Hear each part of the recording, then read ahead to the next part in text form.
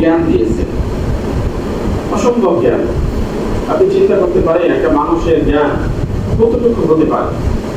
Super power, super computer, যে আজ থেকে 200 বছর আগেও মানুষ কল্পনা করে নাই যে কিভাবে আসমান পানির উপরে বিশাল একটা লোহা, একটা জাহাজ ভেসে থাকবে এবং এক জায়গা থেকে আরেক জায়গায় স্থানান্তর করবে। আপনি চিন্তা করতে পারেন আজ থেকে এই 500 বছর আগে মানুষ চাঁদের দেশে বসবাস করতে পারবে, ওখানে যেতে পারবে, মঙ্গল গ্রহ যেতে পারবে, এই গ্রহের বাহিরেও যে যেতে পারবে, যাওয়ার সুযোগ আছে, এটা কখনো চিন্তা করতে পারে। তো এই বিষয় কিন্তু মানুষ এখন তার কাছে এখন একেবারে সহজ। এখন এই কথাগুলো বললে মানুষের কাছে বিশ্বাস হয়, কিন্তু একটা সময় কঠিন হয়েছে বিশ্বাস করা। অর্থাৎ এই মানুষের জ্ঞান ব্যাপক জ্ঞান দান করেছে। তো সেই জ্ঞানও কিন্তু সীমিত, সেই জ্ঞানও লিমিট রয়েছে। এত জ্ঞান আমরা যে দেখি মানুষের এত জ্ঞান, সেই ব্যাপক জ্ঞানের মধ্যেও জ্ঞান সীমিত জ্ঞান।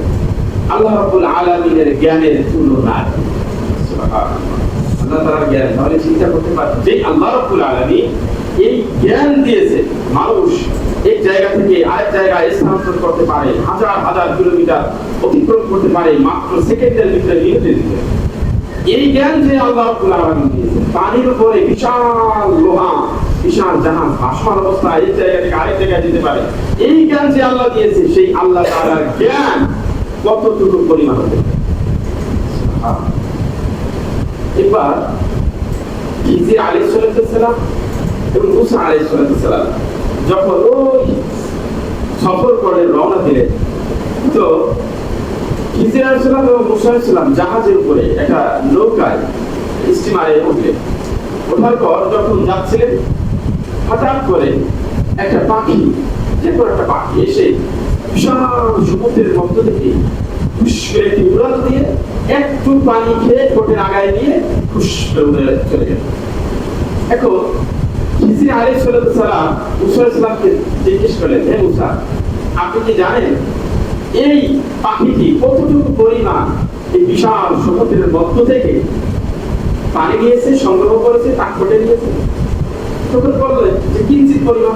কিঞ্চিত কতটুকু? একটা এক্সাম্পল, উদাহরণটা সেই আল্লাহ তাআলা মাহবুব বান্দা, যাকে বিশেষ জ্ঞানে জ্ঞানান্বিত করেছেন, খিজির আলাইহিস সালাম নিজেই দিলেন। হে মুসা কালিমুল্লাহ, এই ছোট্ট পাখি যে বিশাল সমুদ্রের মধ্য থেকে একটুখানি পানি তাক ঠোঁটে করে নিয়ে গেছে, এটা হচ্ছে ওই পরিমাণ পানি নিয়েছে যে আল্লাহ রাব্বুল আলামিন বিশাল সমুদ্র, বিশাল জ্ঞানের অধিকারী, সেই বিশাল জ্ঞানের কিঞ্চিত পরিমাণ আপনাকে, আমাকে সহ সারা পৃথিবীর মানুষকে দিয়েছে।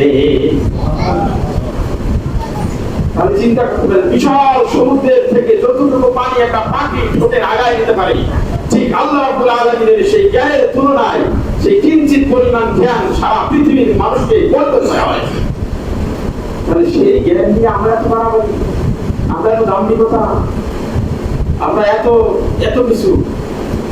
11 যখন নীল আর্মস্ট্রং প্রথম চাঁদের দেশে পদম অঙ্কিত করেছে, হাজার হাজার মাইল অতিক্রম করে, তখন তিনি দেখলেন সেই চাঁদ, বিশ্বনবী মুহাম্মদ সাল্লাল্লাহু আলাইহি ওয়াসাল্লাম যে চাঁদের হাতের আঙ্গুলের ইশারায় চাঁদকে দ্বিখণ্ডিত করেছে, সেই দ্বিখণ্ডিত নিজ চক্ষে দেখলেন।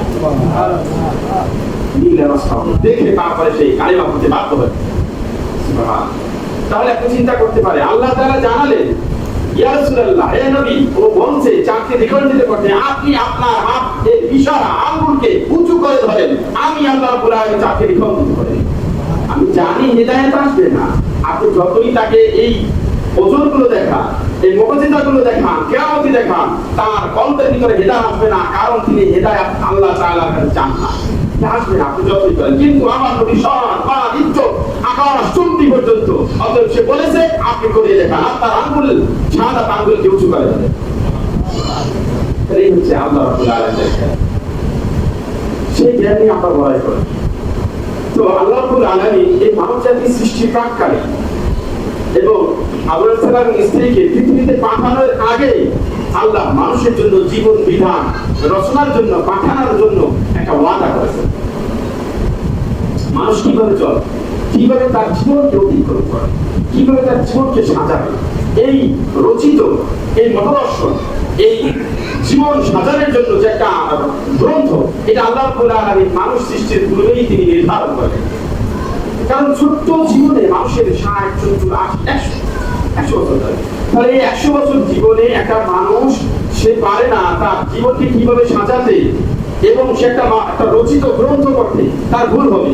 তার কিভাবে সাজাবে সে জানবে না, সে জানবে না এই ছোট্ট জ্ঞানে ছোট্ট আয়ুতে। এই জন্যই আল্লাহ রাব্বুল আলামিন আগে থেকেই আল্লাহ তাআলা গ্রন্থ রচনা করে রেখেছেন যে কিভাবে তার জীবনকে সাজাতে পারে।